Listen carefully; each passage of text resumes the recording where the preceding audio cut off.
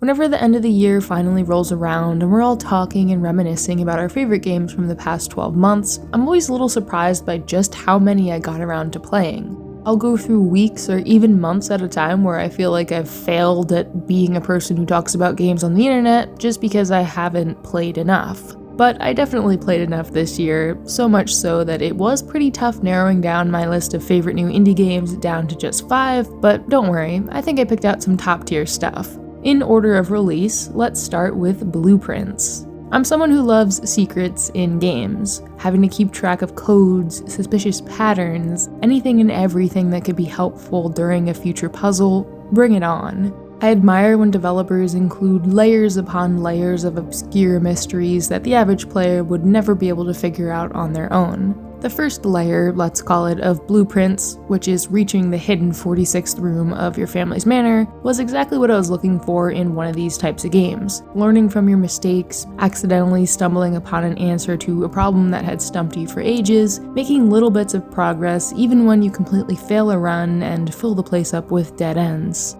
After getting to this first ending, I was following along with the community's discoveries and theories about how much was still left to do in the game. Things that would require multiple in-game days of setup and some flawless execution just to pull it off. That's when I decided to put the game down. Sometimes it's best to quit while you're ahead, but just because I didn't do everything there was to do doesn't mean I don't appreciate that stuff being there for the most die-hard puzzle fans. I mean, just talking about it kind of makes me want to go back and revisit the estate and explore a little bit more, but there are still 4 other games on this list, games that I was able to fully complete, so I'm awarding Blueprints Best Game I Didn't Finish.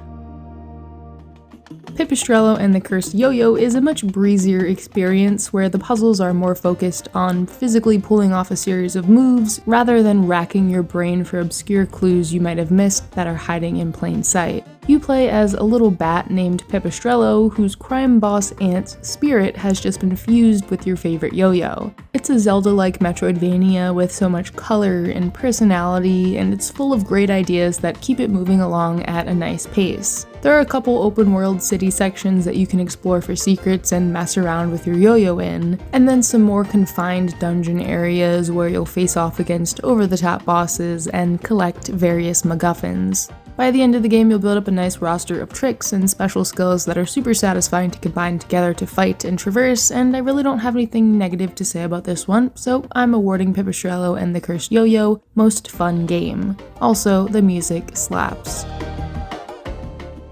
Ooh, what do we have here? A little game called Ooh is my next pick, and just because it only takes 2 to 3 hours to beat, doesn't mean that every single minute of it isn't jam-packed with some absolutely top-tier puzzles. It's one of those types of games that the kids these days are calling a Metroidvania, where your progression isn't blocked by getting a certain item or power-up. It's blocked by just not knowing how to do something. It's blocked by your brain. And this game does an excellent job of slowly teaching you everything you need to know in order to complete it, while still requiring you to experiment and fail and think, there's no way it's possible to do this. It has over 1,000 reviews on Steam right now at 99% positive ratings, which is practically unheard of. So even if you don't believe me, there are a ton of other people who will vouch for this one. I don't need more huge open world games, I need more tiny, well thought out ones like this that don't waste a single pixel of space. That's why I'm awarding Ooh. The answer was right there all along, because some of the moments of discovery in this game are truly unforgettable.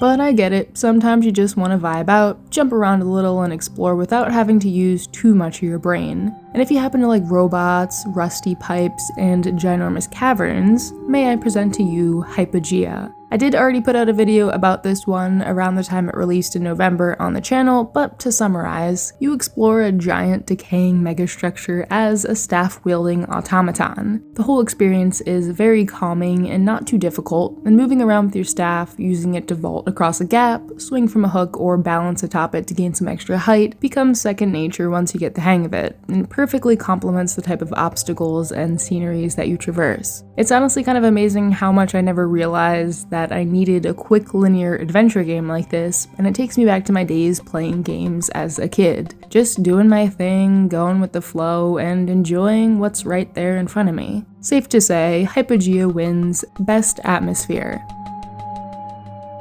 We have time for one more very special game that I had been looking forward to for about 3 or 4 years since I first heard about it, Skate Story. If you played it, or any of these really, then you already know why it's on this list. The skating itself feels so heavy and real, and definitely provides some challenge if there are certain tricks you want to pull off in a certain order. Some people have said in their reviews that they didn't like the game's controls, but they really make so much sense once you dedicate some time to learning the ropes and becoming comfortable on your new set of wheels. The 9 layers of underworld that Skate Story is set in are vibrant and dreamy, and really, I've never seen anything like this. And to set a skating game here, it just makes perfect sense. Add on all the weird characters, shops, poetry, secrets, and you have my favorite game of the year. I don't usually pick an all-time favorite like this unless there is a clear winner, so you can bet this one gets my highest seal of approval. Skate Story asks you to take your time as you take in all the sights, sounds, and feelings that it evokes, and I can say it was definitely worth the wait. I hope that I was able to introduce you all to something new with this list, or at least convince you to see some of these games in a new light, because there really is something here for everyone. I wanted to just focus on a few standouts that really spoke to me instead of trying to create a top 10 or top 25 list of 2025 or something, and I think these 5 paint a pretty accurate picture of what my year in video games looked like. So I guess I'll talk to you all again in 2026.